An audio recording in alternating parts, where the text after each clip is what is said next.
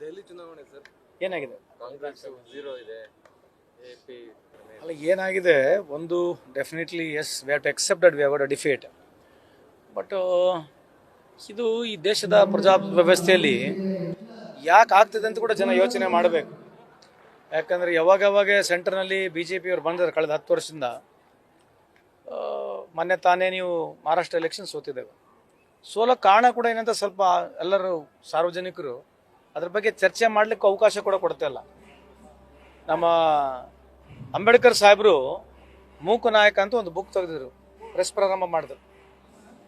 ಮೂಕ ನಾಯಕ ಅಂಥೇಳಿ 1920 ಜನವರಿಯಲ್ಲಿ ಮೂಕ ನಾಯಕ ಅಂತ ಒಂದು ಪತ್ರಿಕೆ ಪ್ರಾರಂಭ ಆಯಿತು. ಅದಕ್ಕೆ ಅವಾಗ ಶಾಹುಜಿ ಮಹಾರಾಜರವರು 2,500 ರೂಪಾಯಿ ಕೊಟ್ಟು ಪ್ರಾರಂಭ ಆಗಿರ್ತಕ್ಕಂಥ ಅದೊಂದು ಪತ್ರಿಕೆ.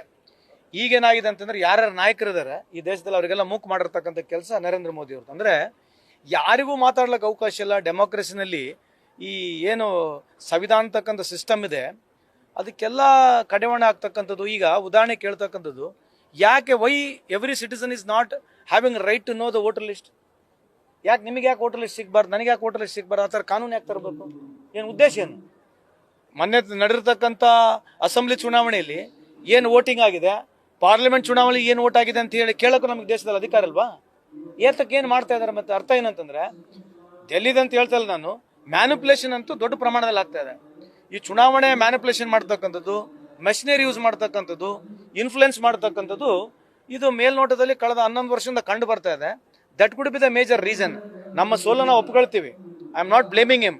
ಬಟ್ ಈ ಥರದ ಯಾವುದೇ ರೀತಿಯಾದಂಥ ಓಪನ್ ಆಗಿರ್ತಕ್ಕಂಥ ಫೇರ್ ಅಂತ ಹೇಳ್ತೀವಲ್ಲ, ಫೇರ್ ಪೊಲಿಟಿಕ್ಸ್ ಇರ್ತಕ್ಕಂಥ ಒಂದು ವ್ಯವಸ್ಥೆ ಬಿ ಜೆ ಪಿಯವರು ಮಾಡಿದ್ದಾರೆ.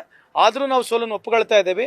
ಅದು ಹೈಕಮಾಂಡ್ ಆಗಿರಲಿ, ಮೇಲ್ಮಟ್ಟದಲ್ಲಿ ಅದು ಆತ್ಮವಿಮರ್ಶೆ ಮಾಡ್ಕೊಂಡು ಮುಂದೆ ಯಾವ ರೀತಿ ಪಕ್ಷ ಕಟ್ಟಬೇಕಂತ ಕೆಲಸ ಕಾಂಗ್ರೆಸ್ ಮಾಡ್ತಿತ್ತು. ಆದರೆ ಓವರಾಲು ನಮ್ಮ ಕಾಲದಲ್ಲಿ ನಾವು ಎಷ್ಟೇ ವರ್ಷ ಆಡಳಿತ ಮಾಡಿದ್ರು ಕೂಡ ಯಾವತ್ತು ಲೆವೆಲ್ ಪ್ಲೇಯಿಂಗ್ ಪ್ಲಾಟ್ಫಾರ್ಮ್ ಇತ್ತು.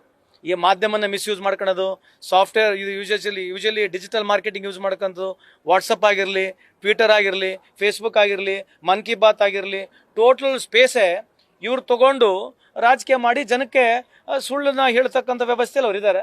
ಹಂಗಾಗಿ ಅವರಿಗೆ ದೊಡ್ಡ ಪ್ರಮಾಣದಲ್ಲಿ ಗೆಲುವು ಕಾಣ್ತಾ ಇದೆ ಅಂತ ಈ ಸಂದರ್ಭ ಕೇಳಲಿಕ್ಕೆ ಇಚ್ಛೆ ಬಯಸ್ತೇನೆ. Social media free to air ಇದೆ, ಅದೇ ಫ್ರೀ ಟು ಏರ್ ಇದೆ. ಟ್ವಿಟರ್ನಲ್ಲಿ ನೀವು ಬರೀ ನೋಡೋಣ, ಒಂದು ನೀವು ಬರೀತೀರ ಒಂದು ಟ್ವಿಟರ್ನಲ್ಲಿ ಏನಾನ, ಯಾರನ್ನೋ ಪ್ರಶ್ನವ್ರು ಟ್ವಿಟರ್ನಾಗ ಏನಾರು ಬರಿಬೋದಾ? ನೀವು ಬರ್ತೋರ್ಸಿಲ್ಲ ನೋಡೋಣ. ನೀವು ಪ್ರಶ್ನವ್ರು ತಾನೆ, ನೀವು ಬರೀರಲ್ಲ ಒಂದು ಟೈಮ್ ನೋಡೋಣ. ಅಂದ್ರೆ 10 ವರ್ಷದಲ್ಲಿ ಯಾವುದು ಕೇಂದ್ರ ಸರ್ಕಾರದಿಂದ ಯಾವ್ದು ತಪ್ಪುಗಳಾಗಿಲ್ಲ. ಕೋವಿಡ್ ಅಲ್ಲಿ ಎಷ್ಟು ಜನ ತೀರೋದ್ರು ನಿಮ್ಮ ಪ್ರಕಾರ? ಅಂದ್ರೆ ಈಗ ನೀವು ಹೇಳೋ ಲೆಕ್ಕಕ್ಕೆ ಯಾವುದು ಪ್ರಯಾಗದಲ್ಲಿ ಕುಂಭಮೇಳದಲ್ಲಿ ಎಷ್ಟು ಜನ ತೀರೋಗಿದಾರಲ್ಲಿ? ಬರೀ 30? ಬರೀರಲ್ಲ ಯಾರನ್ನೊಬ್ರು ಪ್ರೆಸ್ನವ್ರು ಬರೀರಿ, ಒಂದು ನೆಗೆಟಿವ್ ತೋರಿಸ್ರಿ ಪ್ರೆಸ್ನವ್ರು ಯಾರನ್ನೊಬ್ರು ನೋಡೋಣ ಈ ದೇಶದಲ್ಲಿ. ನೋಡ್ರಿ, ಪ್ರೆಸ್ ಪವರ್ ಇದೆ ಅಂತೀರಾ? ಅಲ್ಲ ಪ್ರೆಸ್ ಅಲ್ರಿ, ನೋಡ್ರಿ ನಾವು ಮಾತಾಡಕ್ಕೆ ನಮ್ಗೊಂದು ಅವಕಾಶ ಕೂಡ ಆಮೇಲೆ ನೀವು ಮಾತಾಡ್ರಿ. ಆಯ್ತು, ಟೈಮ್ ಸ್ಪೇಸ್ ನೋಡೋಣ. ಅಂದ್ರೆ ಈ 11 ವರ್ಷದಲ್ಲಿ ಏನು ನೆಗೆಟಿವ್ ಅಲ್ಲ ಸೆಂಟ್ರಲ್ ಗೌರ್ಮೆಂಟ್ದು ಮಾಡ್ರಲ್ಲ. ಅಲ್ರಿ ನೀವು ತೋರಿಸಲ್ಲ ಅಂತಲ್ಲ, ಚರ್ಚೆ ಆಗ್ಬೇಕಲ್ಲ, ಭಾಳ ಆಳವಾಗಿ ಚರ್ಚೆ ಆಗ್ಬೇಕಲ್ಲ. ಇಶ್ಯೂಗಳು ನೀವು ವಾರಗಟ್ಲೆ ತೋರಿಸಿದ್ರೆ ಮುಟ್ಟತ್ತೆ, ಇಶ್ಯೂಗಳು ವಾರಗಟ್ಲೆ ಮುಟ್ಟೋದಲ್ಲ. ನಾನು ನಿಮಗೆ ಬ್ಲೇಮ್ ಮಾಡ್ತಾ ಇಲ್ಲ, ಆ ವ್ಯವಸ್ಥೆಯಲ್ಲಿ ನಾವು ಇದೀವಿ ಇವತ್ತು. ಅಲ್ಲ ಮುಗಿಲ್ಲ, ಫಸ್ಟ್ ಮುಗಿಲ್ಲ. ನಾವ್ ಇ ಎಂ ಬಗ್ಗೆ ಮಾತಾಡಿದ್ವಿ. ಈಗ 70 ಲಕ್ಷ ಅಲ್ಲ ಜೋಶಿ ಅವ್ರು, ನೀವು 70 ಲಕ್ಷ ಮುಗಿಸ್ಬಿಡ್ತಾನೆ, ಆಮೇಲೆ ನೀವು ಮಾತಾಡ್ರಿ. 70 ಲಕ್ಷ ಓಟ್ ಹೆಂಗ್ ಜಾಸ್ತಿ ಆಯ್ತಂತೆ? ಪಾರ್ಲಿಮೆಂಟಿಗೂ ಅಸೆಂಬ್ಲಿಗೂ 6 ತಿಂಗಳ ವ್ಯತ್ಯಾಸ ಇದೆ. ಅಷ್ಟು ಓಟ್ ಹೆಂಗ್ ಜಾಸ್ತಿ ಆಯ್ತಂತೆ? ಒಪ್ತೀರಾ ನೀವು? 6 ತಿಂಗಳಲ್ಲಿ 70 ಲಕ್ಷ ಓಟ್ ಜಾಸ್ತಿ ಆಗ್ತದೆ ಸಾಧ್ಯತೆ ಇದೆಯಾ?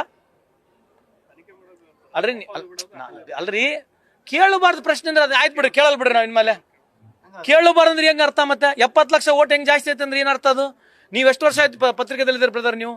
ನಿಮಗೂ ಈ ವ್ಯವಸ್ಥೆಯಲ್ಲಿ ಅರ್ಥ ಆಗಿದೆ. 6 ತಿಂಗಳಲ್ಲಿ 70 ಲಕ್ಷ ಓಟ್ ಜಾಸ್ತಿ ಆಗ್ಬೋದು ಎಲ್ಲನ? ಮತ್ತೆ ಹೆಂಗಾಯ್ತು?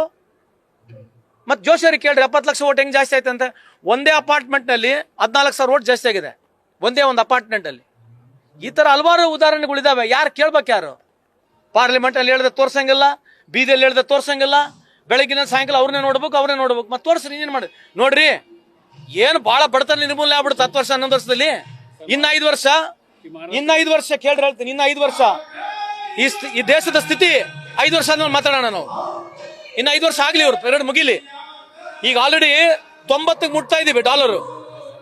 ಇದಕ್ಕಿನ್ನ ಇನ್ನೇನು ಉದಾಹರಣೆ ಬೇಕೇನ್ರಿ? ಇದಕ್ಕಿನ್ನ ಉದಾಹರಣೆ ಬೇಕಾ? Why rupee is going weaker in last 10 years? ಇದಕ್ಕಿನ್ನ ಉದಾಹರಣೆ ಬೇಕಾ? ಮೊನ್ನೆ $600 billion, $40 billion they invested to buy dollar. ಯಾಕಂದ್ರೆ ರುಪಿ ಸ್ಟ್ರಾಂಗ್ ಆಗ್ಬೇಕಂತ ಹೇಳಿ. ಇದ್ರ ಬಗ್ಗೆ ಯಾರು ಚರ್ಚೆ ಮಾಡಿದಿರಾ? ಅವಕಾಶ ಇದೆಯಾ?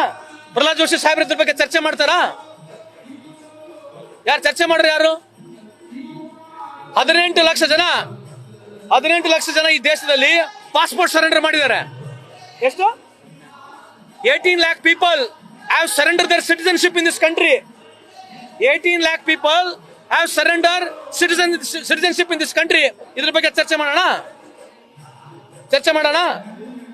ಎಷ್ಟು ಜನ ಈ ದೇಶ ಬಿಟ್ಟು ಹೋಗಿದ್ದಾರೆ ಮಿಲಿನಿಯರ್ಸ್ಗಳು? 21,000 ಈ ದೇಶದಲ್ಲಿ ಮಿಲಿನಿಯರ್ಸ್ಗಳು ಕಳೆದ 11 ವರ್ಷದಲ್ಲಿ ಈ ದೇಶ ಬಿಟ್ಟು ಹೋಗಿದ್ದಾರೆ. ಇದ್ರ ಬಗ್ಗೆ ಚರ್ಚೆ ಬೇಡ? ಯಾವಾಗ ಚರ್ಚೆ? ಯಾರು ಮಾಡ್ಬೇಕು ಚರ್ಚೆ? ಯಾರು ಮಾಡ್ಬೇಕು? ಎಲ್ಲಿ ಚರ್ಚೆ ಆಗೋದಿಲ್ಲಲ್ಲ. ಅದಕ್ಕೆ ಬಾಬಾ ಸಾಹೇಬ್ ಅಂಬೇಡ್ಕರ್ ಮಾಡಿರ್ತಕ್ಕಂಥ ಮೂಕ ನಾಯಕರು ಅಂದ್ರೆ ಯಾರಿಗೆ ಧ್ವನಿ ಇದ್ದಿಲ್ಲ ಅವರಿಗೆ ಧ್ವನಿ ಬಾಬಾ ಸಾಹೇಬ್ ಅಂಬೇಡ್ಕರ್ ಒಂದು ಪತ್ರಿಕೆ ಮುಖಾಂತರ ಮಾಡಿದ್ರು. ಈಗ ಯಾರ್ಯಾರು ನಾಯಕರಿದ್ದಾರೆ ದೇಶದಲ್ಲಿ ಅವರಿಗೆ ಮೂಕರು ಮಾಡಿರ್ತಕ್ಕಂಥ ಕೆಲಸ ನರೇಂದ್ರ ಮೋದಿ ಅವರು ಮಾಡಿದ್ದಾರೆ. ಇದೇ ಅವರ ಒಂದು ಹೆಗ್ಗಳಿಕೆ ಅಷ್ಟೇ. By winning election it doesn't mean that you are doing something great in this country. Just by winning election it doesn't mean that you are doing anything great in country. ಮಾತಾಡ್ರಿ, ಚರ್ಚೆ ಮಾಡ್ರಿ. ಏನ್ ಗ್ರೇಟ್ ಇದೆ, ಏನ್ ಸಾಧನೆ ಇದೆ ಮಾತಾಡೋಣಲ್ಲ. Are ready to debate on this. ನೋಡ್ರಿ, ಮಿಸ್ಯೂಸ್ ಮಾಡ್ಕೊಂಡು ಅಧಿಕಾರಕ್ಕೆ ಬರೋದಿದೆ ಅಲ್ಲ, ಈ ದೇಶದ ದುರಂತ ಇದು.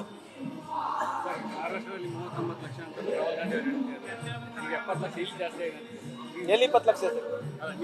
ಮಹಾರಾಷ್ಟ್ರದಲ್ಲಿ ಜಾಸ್ತಿ ಆಗಿರೋದು. ಅಲ್ರಿ, ಈಗ ಡಿಲೀಟ್ ಹೆಂಗಾಯ್ತು? ಡಿಲೀಟ್ ಯಾಕಾಯ್ತು? ಪಾರ್ಲಿಮೆಂಟ್ ನ ಡಿಲೀಟ್ ಆಗಿಲ್ಲ, ಈಗ ಯಾಕೆ ಡಿಲೀಟ್ ಆಯ್ತು? ಈಗ ಯಾಕೆ ಆಡಾಯ್ತು? 6 ತಿಂಗಳಲ್ಲಿ ನೋಡಿ. ನಮಗೆ ವೈಯಕ್ತಿಕವಾಗಿ ಅಲ್ರಿ ಅದೇ ಹೇಳ್ತಿರೋದು. ಇವ್ರ ಸ್ಟ್ರಾಟಜಿ ಏನಿದೆ ಹೇಳ್ರಿ. ಆಯ್ತು, ನೀವು ಒಂದು ಉದಾಹರಣೆ ಕೊಡ್ರಿ. ಬಿಜೆಪಿಗೆ ಯಾಕೆ ವೋಟ್ ಆಗ್ತದ್ರಿ? ಏನ್ ಬಿಜೆಪಿಗೆ ಎಷ್ಟಿದೆ ಪರ್ಸೆಂಟೇಜ್ ವೋಟು? ಮೊನ್ನೆ ಪಾರ್ಲಿಮೆಂಟ್ ಆಯ್ತಲ್ಲ, 35% ವೋಟ್ ಇರೋದು. 35% ವೋಟ್ ಇರೋದು ಬಿಜೆಪಿಗೆ. ಏನ್ ಬಾಳ ಇಲ್ಲ ಅದು. 35% ಎಲ್ಲ ಮೋಸ ಮಾಡಿ, ಸುಳ್ಳು ಹೇಳಿ, ಪಾಕಿಸ್ತಾನ, ಮುಸಲ್ಮಾನ, ತಾಳಿ, ಮಂಗಳಸೂತ್ರ ಇವು ಅಚೀವ್ಮೆಂಟಾ? ಯಾವ ವೋಟ್ ಮೇಲೆ ಗೆದ್ದಿರಿದ್ರೆ ಮೋದಿ ಸಾಹೇಬ್ರು?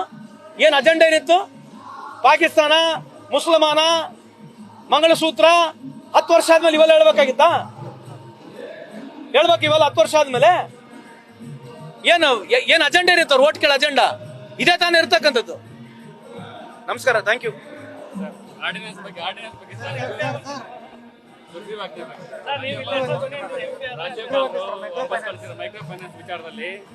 ಅಲ್ಲ, ಮೈಕ್ರೋ ಫೈನಾನ್ಸ್ ವಿಷಯದಲ್ಲಿ ಇದು ಕೇಂದ್ರ ಸರ್ಕಾರಗಳು, ರಾಜ್ಯ ಸರ್ಕಾರಗಳು ಕಠಿಣವಾದಂತ ಕಾನೂನುಗಳನ್ನ ತರಬೇಕು. ಒಂದು ಇದ್ರ ಜೊತೆಗೆ ಹಳ್ಳಿಗಳಲ್ಲಿ ಬೇರೆ ರೀತಿಯಾದಂತ ಸರ್ಕಾರಗಳು ಸೊಸೈಟಿ ಮುಖಾಂತರ ದುಡ್ಡು ಕೊಡ್ತಕ್ಕಂಥ ವ್ಯವಸ್ಥೆನೂ ಆಗ್ಬೇಕನ್ನೋ ನನ್ನ ವಾದ.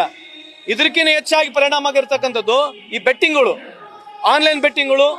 ನೀವು ದಯಮಾಡಿ ಒತ್ತಡ ತರಬೇಕು. ಈ ಆನ್ಲೈನ್ ಬೆಟ್ಟಿಂಗ್ಗಳು ಈ ಟೆಕ್ನಿಕಲ್ ಗೇಮ್ ಅಂತೆ. ಹೆಂಗ್ರಿ ರಮ್ಮಿ ಟೆಕ್ನಿಕಲ್ ಗೇಮಾ?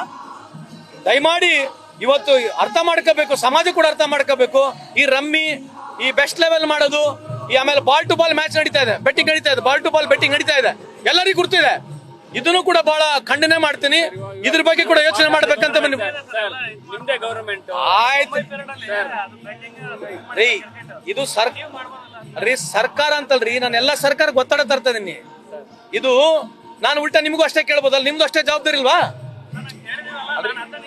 ಅದೇ ನಂದು. ಕೇಳ್ರಿ, ಒಂದ್ ನಿಮಿಷ.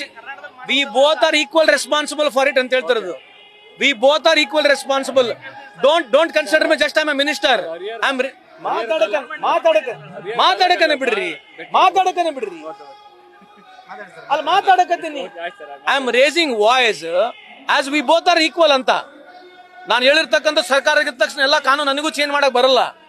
We understand there is a difficulty also, but this is a social issue which I am addressing through you.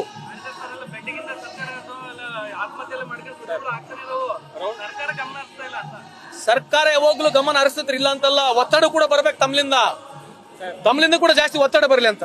Harihara ತಾಲೂಕಲ್ಲ round up 1 ಕೋಟಿ ಕಳ್ಕೊಂಡ್ರೆ ಆನ್ಲೈನ್ ಬೆಟ್ಟಿಂಗ್ ಇವತ್ತವರೆಗೂ ಒಂದು FIR ಆಗಿದೆ. ಗೊತ್ತಿಲ್ಲ, ಅದು ಮಾಹಿತಿ ಇಲ್ರಿ ನನಗೆ.